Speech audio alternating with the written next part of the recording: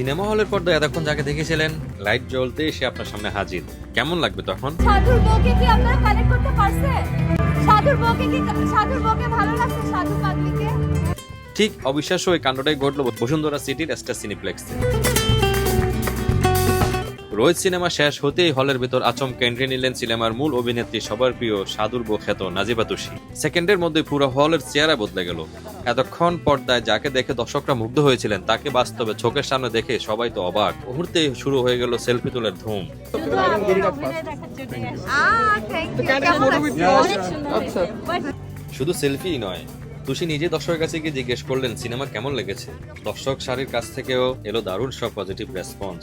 প্রিয় তারকার এমন সাধারণ ও মিষ্টি ব্যবহারে মুগ্ধ হলেন প্রতিটি দর্শক। স্টারদের এমন সারপ্রাইজ ভিজিট সত্যি সিনেমার আমেজকে আরো বাড়িয়ে দেয় দ্বিগুণ। আপনি কি রোজ সিনেমাটি দেখেছেন? সাধুর বউ চরিত্রে নাজিবা তুষির অভিনয় আপনার কেমন লেগেছে? কমেন্ট করে জানান এখনই। ভিডিওটি ভালো লাগলে লাইক ও শেয়ার করতে ভুলবেন না। ধন্যবাদ।